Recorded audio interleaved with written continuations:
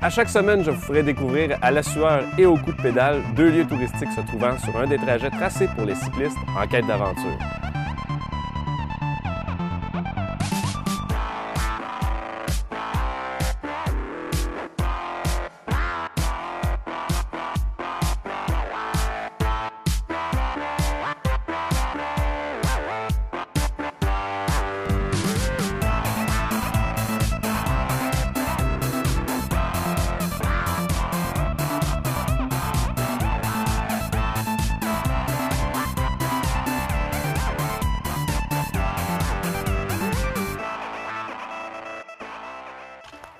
Bonjour et bienvenue à un autre épisode du Cyclotour. Cette semaine, nous faisons la route des cidres et la pomme du canton du Sud-Ouest. Nous allons visiter la cidrerie du Minot et au cœur de Montverger. Cette semaine aussi, nous allons découvrir la merveilleuse région de la Cauvéile. Partez avec nous à vélo.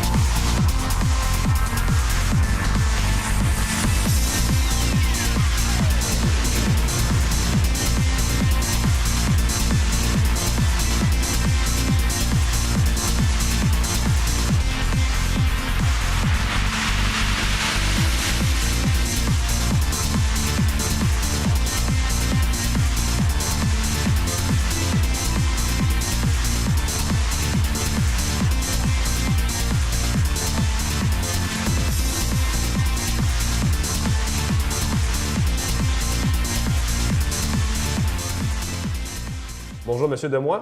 Bonjour. Ça va bien? Oui, très bien. Excellent. On est à quel endroit? À la cidrerie du Minot, à Hemingford. Génial. Et puis, qu'est-ce qu'on vend ou qu'est-ce qu'on boit? Qu'est-ce qu'on fait ici? C'est du cidre. On est spécialisé dans le cidre. Notre production se limite exclusivement à du cidre. Et vous avez combien de produits? On a à peu près 11 produits à peu près. OK. Il y en a un 12e peut-être qui s'en vient. Bon, on a toujours des produits qu'on élabore. Il y a toujours des produits qui sont en processus. Là, mais... Et puis, ça fait combien de temps que vous avez votre cidrerie? Bien, la cidrerie ici existe depuis 1988. C'est mon OK. père qui l'a fondée en 1988. Et puis, vous faites du cidre depuis 88 ou ça a été un petit peu plus tard que ça? Non, le cidre est depuis 88. La propriété, on l'a acheté en 87. OK. Un an plus tard. Ah, génial. On a eu nos permis en 88.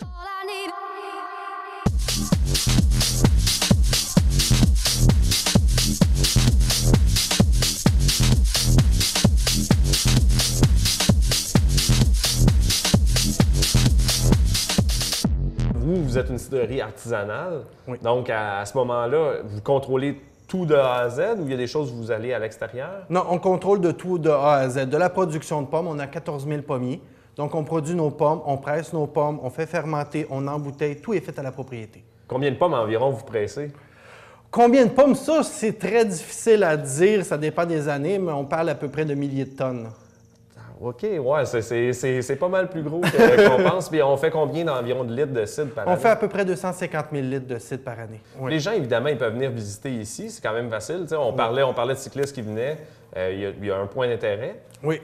Oh oui, ici, on a un mini-musée où on peut voir de vieux équipements. On a des panneaux explicatifs qui nous expliquent un peu comment est fait un tonneau de chaîne, comment est fait un bouchon de liège. On a une vidéo sur la cidrerie qui montre les différentes étapes de fabrication. Non, c'est quand même assez intéressant pour une visite. Parlant de fabrication, est-ce que nous, on pourrait visiter une légère section? Bien sûr, il n'y a pas de problème pour ça. Excellent, bien, je vous suis.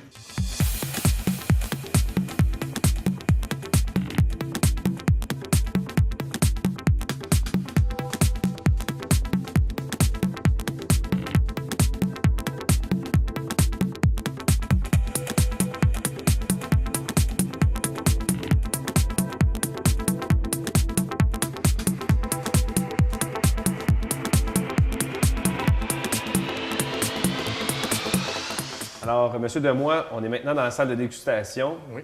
On a parlé des produits tout à l'heure. On en a une bonne éventail. Puis je vois qu'il y en a plusieurs qui ont des médailles. Vous gagnez souvent des prix?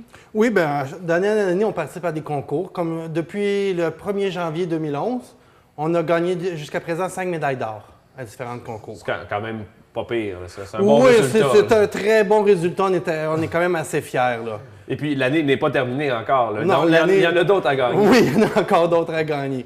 Et puis, est-ce que c'est des concours internationaux ou c'est plus local? Il y a des concours locaux, il y a des concours internationaux. Comme cette année, au mois de janvier, on a gagné un Vinali d'or, qui est un concours qui se fait, un des plus gros concours qui se fait à Paris, en France. Tout à l'heure, on parlait de cyclisme. Les gens, et c'est sûr, en vélo, on ne peut pas venir acheter une caisse nécessairement, mais non. On peut définitivement venir goûter. Bien sûr. Puis, qu'est-ce que les cyclistes ou les gens en général, qu'est-ce qu'ils préfèrent? Ça dépend toujours des goûts des personnes, mais je sais que le crément de pomme est quand même un cidre que la plupart du monde va aimer. OK. Il est léger, il est à 2,5 d'alcool, il est fait uniquement à base de Macintosh, donc il goûte beaucoup la Macintosh. Donc c'est un produit quand même qui est très facile à prendre. Et puis, quelque chose de peut-être plus exotique, ça serait quoi? Mais il y a le crément de glace qui est un cidre de glace mousseux, qui est particulier, qui est un peu moins sucré, un peu moins liquoreux qu'un cidre de glace traditionnel. Avec la bulle, ça y rajoute de la... De légèreté? Oui, de légèreté. OK. Ça y rajoute de la légèreté.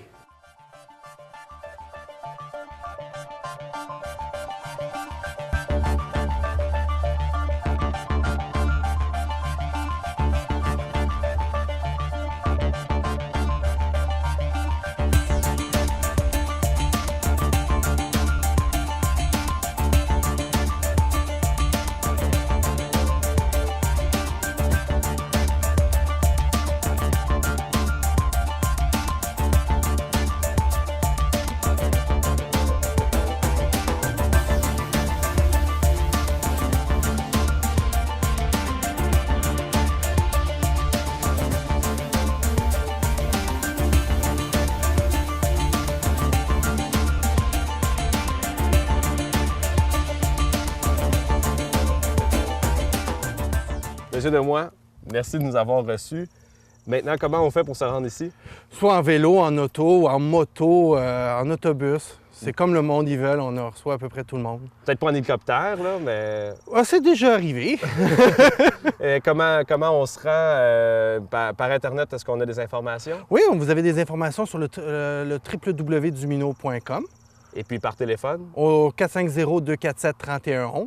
Est-ce qu'il y a des dates que vous êtes fermés? Ou... On est ouvert à la période de l'hiver. On est ouvert du 1er avril au 24 décembre, 7 jours semaine, de Donc, 10h à 5h. Donc, n'importe quand, on arrête. Après une bonne montée de la Covey Hill, on vient se rafraîchir un peu. Oh oui, il n'y a pas de problème. On a des cidres qui sont idéales pour se rafraîchir, pour se désaltérer. Excellent. Bon, bien, je vous remercie encore beaucoup, beaucoup. J'invite vraiment tout le monde à venir déguster d'excellents cidres ici, à la cidrerie du Minot. Et nous autres, on retourne à vélo et on va aller voir d'autres belles régions.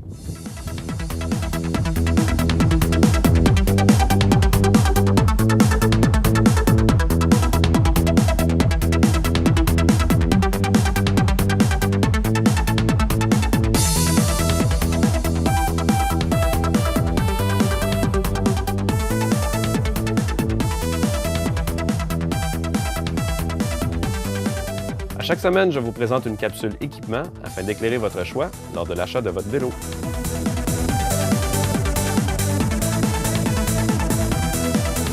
Pour les besoins de la cause et les besoins de l'émission, vous savez, on roule sur des vélos de route, donc on va vous parler un peu plus des vélos de route cette semaine dans notre capsule. On commence par les vélos hybrides performants. Ces vélos-là, c'est exactement la même chose qu'un vélo de route normal. Par contre, on vient installer un guidon droit avec les freins. Donc, on se rapproche un petit peu plus du vélo hybride, du vélo de montagne qu'on est habitué d'avoir. Question confort, pour la différence de prix, je vous recommande très, très, très fortement d'aller avec le vélo de route. C'est vraiment plus confortable, on a plus de positions. Avant, en bas, sur le côté, tout bord, tout côté. On a une petite habitude à se faire, mais il n'y a vraiment rien là, c'est vraiment plus confortable. Au fur et à mesure qu'on va avancer dans les gammes, ce qu'on va regarder comme différence, bien, comme je vous ai parlé un petit peu plus tôt, on va regarder les roues. Donc, les roues ici, si je prends cette gamme-là, je monte dans mes différentes gammes, on va avoir des roues de plus en plus légères. Le poids lui-même ne fera pas une si grande différence, mais il va vous permettre d'avoir une meilleure accélération. Ça va être plus facile de garder les vitesses. Même chose, on va regarder le cadre. Ici, j'ai un cadre tout aluminium, même la fourche. Je me déplace un peu. Ici, je vais avoir un cadre avec une fourche en carbone. Et puis, le dernier cadre que j'ai, c'est un cadre tout carbone. Donc, un peu comme on expliquait, plus je avance vers le cadre tout carbone, plus mon vélo va être plus léger et il va être plus confortable à rouler. Aussi surprenant que ça puisse paraître, oui, l'aluminium, c'est léger, mais c'est très rigide. Les vibrations ne sont pas très bien absorbées. C'est pour ça qu'on vient souvent mettre une fourche en carbone à l'avant, puis ensuite les haubans à l'arrière. C'est ça qui va absorber le plus de vibrations, ainsi que la tige de selle. Quand on passe d'un vélo comme celui-ci, si vous remarquez, le cadre va avoir une légère pente vers le bas. Donc, notre position, on va être un peu plus assis droite sur le vélo versus ces deux-ci, où est-ce qu'on va être un petit peu plus penché. Donc, vous pouvez quand même aller chercher un peu de confort avec un vélo de route en se prenant un vélo comme ça ici. Et si on est prêt à sacrifier un peu de confort pour avoir un peu plus de performance, un peu plus d'accélération, on va aller chercher des vélos comme ceux-là ici, où est-ce qu'on va être plus proche d'un vélo, un vélo de route pure race. Une bonne manière de le remarquer, c'est juste avec notre doigt, on va passer notre doigt vers la roue arrière, donc juste ici. Et si on a de la difficulté à passer un doigt, à ce moment-là, on se rapproche vraiment plus d'un cadre à l'empattement très, très court, une accélération très rapide, quelque chose de plus nerveux. Ou si on a un petit peu plus de place vers la roue arrière, bien à ce moment-là, on a un cadre qui est plus lousse. Plus je vais avancer dans la gamme, comme on parlait, évidemment, un vélo beaucoup plus léger. On va parler d'un vélo qui commence à notre extrémité droite, qui pèse environ 25 livres environ, et on va arriver à celui-ci qui pèse 18 livres. Donc, vraiment quelque chose de relativement léger à très léger. On vous disait un peu plus tôt, question budget, c'est quoi l'idée, vers quoi je m'enligne?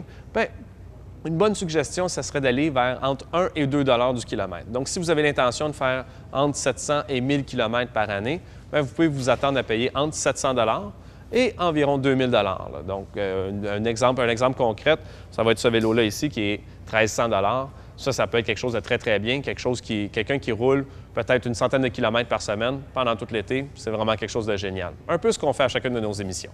Donc, je vous souhaite une bonne semaine et j'espère que vous avez commencé à trouver le vélo qu'il vous faut.